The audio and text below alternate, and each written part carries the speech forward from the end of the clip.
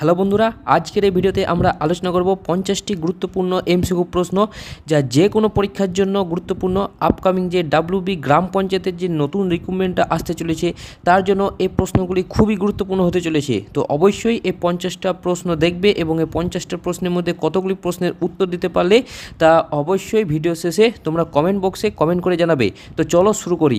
তো দেখো, আজকের আমাদের প্রথম প্রশ্ন রয়েছে, সিন্ধু সভ্যতার বিখ্যাত যে স্নানাগারটি সেটি কোথায় আবিষ্কৃত হয়েছিল? তো দেখো, লোথাল, কালিবঙ্গান, হরপ্পা নাকি মহেঞ্জোদারো, কোন সভ্যতায় এই বিখ্যাত স্নানাগারটি আবিষ্কৃত হয়েছিল? তো দেখো, এখানে সঠিক উত্তর হচ্ছে অপশন ডি, মহেঞ্জোদারোতে এই বিশাল স্নানাগারটি আবিষ্কৃত হয়েছিল। পরবর্তী প্রশ্ন দেখো, কে লাইফ ডিভাইন গ্রন্থটি রচনা করেছিলেন? কে লাইফ ডিভাইন গ্রন্থটি রচনা করেছিলেন? তো দেখো, এখানে সঠিক উত্তর হচ্ছে শ্রী অরবিন্দ ঘোষ। অরবিন্দ ঘোষ তিনি এই লাইফ ডিভাইন গ্রন্থটি রচনা করেছিলেন।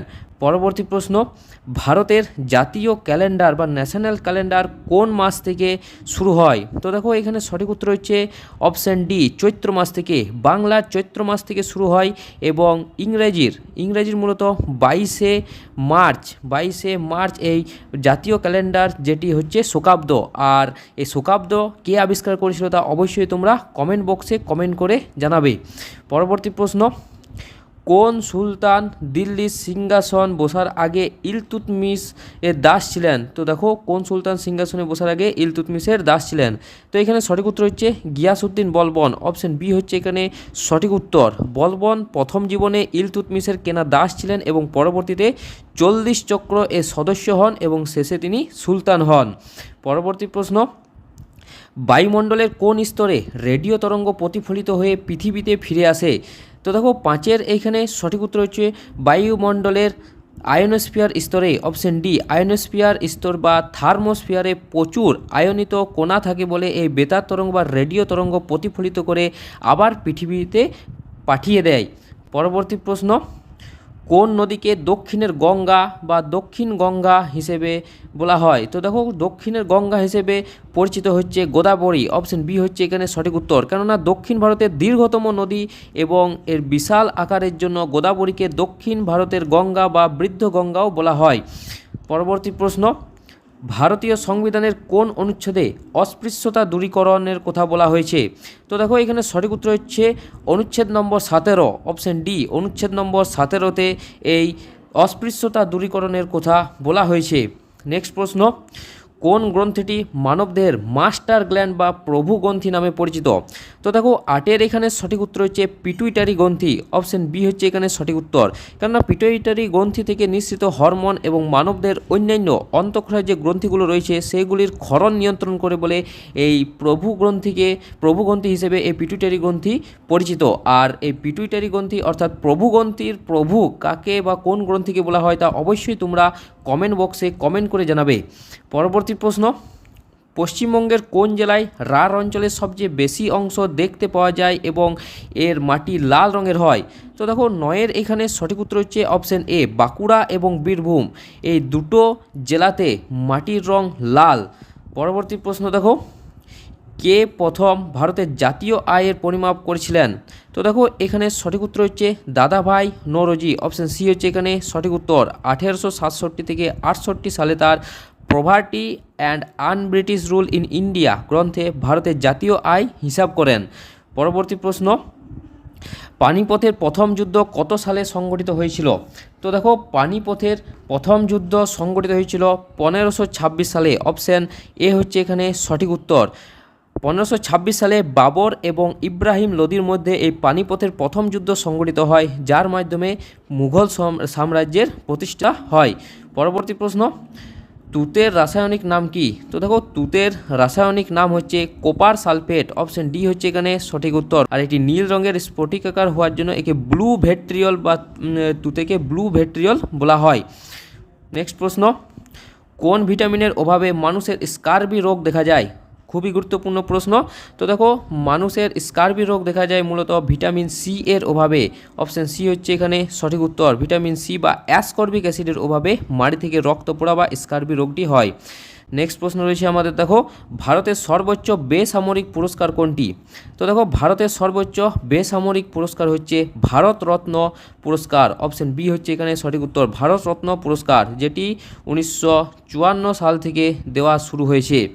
নেক্সট প্রশ্ন রয়েছে, দেখো ইউরেনিয়াম খনি জাদুগুড়া ভারতের কোন রাজ্যে অবস্থিত? তো দেখো ইউরেনিয়াম খনি এই জাদুগুড়া এটি মূলত ঝাড়খণ্ড রাজ্যে অবস্থিত। এই ঝাড়খণ্ডের সিংভূম জেলায় এই জাদুগুড়া ইউরেনিয়াম খনিটি অবস্থিত। নেক্সট প্রশ্ন রয়েছে, কোন গভর্নর জেনারেলের আমলে ভারতে প্রথম রেলপথ চালু হয়? তো দেখো এখানে সঠিক উত্তর হচ্ছে অপশন বি, লর্ড ডালহৌসির আমলে 1853 সালে 16 এপ্রিল বোম্বে থেকে থানে পর্যন্ত প্রথম ট্রেন চলে। পরবর্তী প্রশ্ন, মানুষের লোহিত রক্তকণিকার গড় আয়ু কতদিন? আরবিসি বা লোহিত রক্তকণিকার গড় আয়ু হচ্ছে 120 দিন। লোহিত রক্তকণিকা অস্থিমজ্জায় তৈরি হয় এবং 120 দিন বাঁচে এবং পরবর্তীতে প্লীহায় গিয়ে এটি ধ্বংস হয়। নেক্সট প্রশ্ন রয়েছে, দেখো আমাদের লোকসভার অধিবেশনে সভাপতিত্ব কে করেন? তো দেখো লোকসভার অধিবেশনে সভাপতিত্ব করেন স্পিকার। অপশন বি হচ্ছে এখানে সঠিক উত্তর। এবং বর্তমানে ভারতের স্পিকারকে তা অবশ্যই তোমরা কমেন্ট বক্সে কমেন্ট করে জানাবে। পরবর্তী প্রশ্ন, গান্ধী আরউইন চুক্তি কত সালে স্বাক্ষরিত হয়েছিল? তো দেখো গান্ধী আরউইন চুক্তি 1931 সালে 5ই মার্চ লর্ড আরউইন এবং মহাত্মা গান্ধীর মধ্যে এই চুক্তি স্বাক্ষরিত হয়। পরবর্তী প্রশ্ন, কোন বিজ্ঞানী তেজস্ক্রিয়তা আবিষ্কার করেছিলেন? তো দেখো এখানে সঠিক উত্তর হচ্ছে তেজস্ক্রিয়তা আবিষ্কার করেছিলেন হেনরি বেকারেল। অপশন বি হচ্ছে এখানে সঠিক উত্তর। 1896 সালে ফরাসি বিজ্ঞানী হেনরি বেকারেল প্রথম ইউরেনিয়াম পটাশিয়াম সালফেটের খণ্ড থেকে স্বতঃস্ফূর্ত রশ্মি নির্গমন বা তেজস্ক্রিয়তা আবিষ্কার করেছিলেন। পরবর্তী প্রশ্ন, ভারতের কোন রাজ্যে সূর্য প্রথম উদিত হয়? তো দেখো পৃথিবী মূলত পশ্চিম দিক থেকে পূর্ব দিকে পাক খাচ্ছে, ফলে সূর্য পূর্ব দিকে প্রথমে উদিত হবে এবং পশ্চিম দিকে অস্ত যাবে। তো ভারতের সবচেয়ে পূর্বতম রাজ্য এই অরুণাচল প্রদেশ, আর এই অরুণাচল প্রদেশেই ভারতের প্রথম সূর্য উদিত হয়। পরবর্তী প্রশ্ন, দেখো দিল্লির শেষ মুঘল সম্রাট কে? তো দেখো দিল্লির শেষ মুঘল সম্রাট হচ্ছে দ্বিতীয় বাহাদুর শাহ। অপশন বি হচ্ছে এখানে সঠিক উত্তর। দ্বিতীয় বাহাদুর শাহ বা বাহাদুর শাহ জাফর ছিলেন শেষ মুঘল সম্রাট, যাকে 1857 সালের মহাবিদ্রোহের পর রেঙ্গুনে নির্বাসিত করা হয়েছিল। পরবর্তী প্রশ্ন, গাড়ির হেডলাইটে কোন ধরনের দর্পণ বা মিরর ব্যবহার করা হয়? তো দেখো গাড়ির হেডলাইটে সাধারণত অবতল দর্পণ ব্যবহৃত হয়। অবতল দর্পণ, কেননা অবতল দর্পণের ফোকাস বিন্দুতে যখন এই বাল্বটি রাখা হয়, লাইটের বাল্বটি রাখা হয়, তখন এই অবতল দর্পণে আলো প্রতিফলিত হয়ে সমান্তরালভাবে নির্গত হয়, ফলে আলো অনেক দূর অবধি যেতে পারে। পরবর্তী প্রশ্ন, অর্থশাস্ত্র গ্রন্থটি কে রচনা করেছিলেন? তো দেখো অর্থশাস্ত্র গ্রন্থটি রচনা করেছিলেন কৌটিল্য। অপশন এ হচ্ছে এখানে সঠিক উত্তর, কৌটিল্য। পরবর্তী প্রশ্ন, কোন প্রণালী ভারত ও শ্রীলঙ্কাকে পৃথক করেছে? তো দেখো এখানে সঠিক উত্তর হচ্ছে অপশন সি, পক প্রণালী। পক প্রণালী ভারত এবং শ্রীলঙ্কাকে পৃথক করেছে। পরবর্তী প্রশ্ন রয়েছে, কোন গ্যাসটি সাধারণত বিমানের টায়ার ভর্তির জন্য ব্যবহৃত হয়? তো দেখো বিমানের টায়ার ভর্তির জন্য ব্যবহৃত গ্যাসটির নাম হচ্ছে নাইট্রোজেন। অপশন সি হচ্ছে এখানে সঠিক উত্তর, কারণ নাইট্রোজেন একটি নিষ্ক্রিয় গ্যাস হওয়ার জন্য এটি টায়ারে ব্যবহৃত করা হয়। পরবর্তী প্রশ্ন, ভারতীয় সংবিধানের প্রস্তাবনাটি কোন দেশের সংবিধান থেকে অনুপ্রাণিত বা প্রস্তাবনাটি কোন দেশ থেকে নেওয়া হয়েছে? তো দেখো এখানে সঠিক উত্তর হচ্ছে মার্কিন যুক্তরাষ্ট্রের সংবিধান থেকে। মার্কিন যুক্তরাষ্ট্রের সংবিধান থেকে এই প্রস্তাবনা মৌলিক অধিকার এবং বিচার বিভাগীয় পর্যালোচনার ধারণা নেওয়া হয়েছে। পরবর্তী প্রশ্ন, কত সালে ভারতীয় রিজার্ভ ব্যাঙ্ক বা আরবিআই প্রতিষ্ঠিত হয়েছিল? তো দেখো রিজার্ভ ব্যাঙ্ক অফ ইন্ডিয়া প্রতিষ্ঠিত হয়েছিল 1935 সালে। 1935 সালে। পরবর্তী প্রশ্ন, কাঞ্চনজঙ্ঘা পর্বতশৃঙ্গটি ভারতের কোন রাজ্যে অবস্থিত?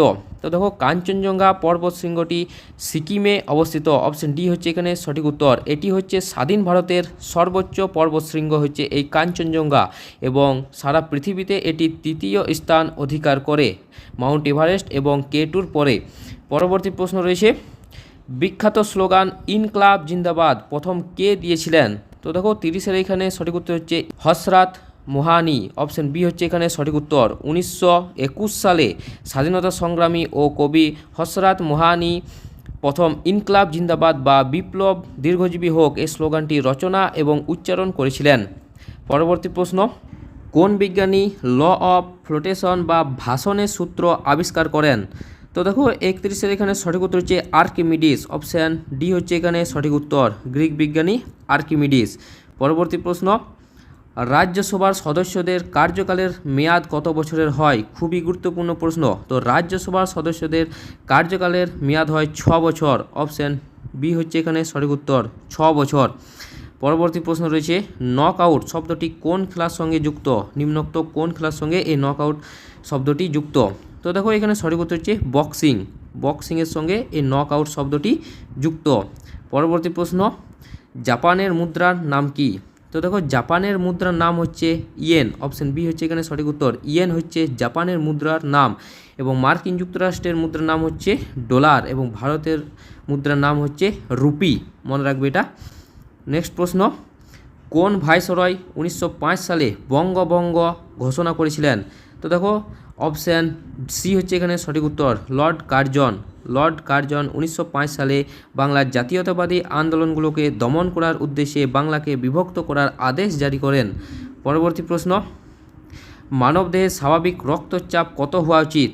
তো দেখো একজন সাধারণ মানুষের স্বাভাবিক রক্তচাপ হওয়া উচিত 120/80 mm/Hg, অপশান এ হচ্ছে এখানে সঠিক উত্তর। অর্থাৎ একজন সুস্থ প্রাপ্তবয়স্ক মানুষের স্বাভাবিক সিস্টোলিক চাপ হচ্ছে 120 mm/Hg এবং ডায়াস্টোলিক চাপ হচ্ছে 80 mm/Hg। পরবর্তী প্রশ্ন, হীরক বা হীরে চকচকে দেখায় আলোর কোন ধর্মের জন্য? তো দেখো এখানে সঠিক উত্তর হচ্ছে হীরা বা হীরক চকচক করে আলোর অভ্যন্তরীণ পূর্ণ প্রতিফলনের জন্য। পরবর্তী প্রশ্ন, পশ্চিমবঙ্গের দীর্ঘতম নদী কোনটি? তো দেখো পশ্চিমবঙ্গের দীর্ঘতম নদী হচ্ছে ভাগীরথী হুগলি, যেটি পশ্চিমবঙ্গের মধ্যে প্রায় 520 কিলোমিটার প্রবাহিত হয়েছে, 520 কিলোমিটার। এবং উত্তরবঙ্গের সবচেয়ে দীর্ঘতম নদী কোনটি তা অবশ্যই তোমরা কমেন্ট বক্সে কমেন্ট করে জানাবে।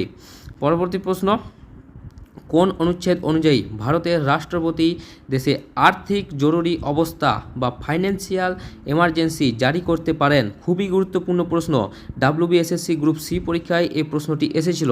তো দেখো এখানে সঠিক উত্তর হচ্ছে অপশান বি, অনুচ্ছেদ 360, আর্টিকেল 360 নম্বর ধারা অনুযায়ী রাষ্ট্রপতি দেশে আর্থিক স্থায়িত্ব বা আর্থিক জরুরি অবস্থা জারি করতে পারেন।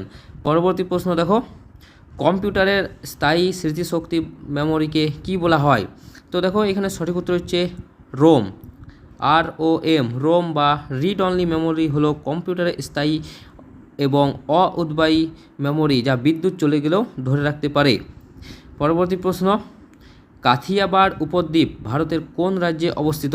তো দেখো কাথিয়াবাড় উপদ্বীপ হচ্ছে ভারতের গুজরাট রাজ্যে অবস্থিত।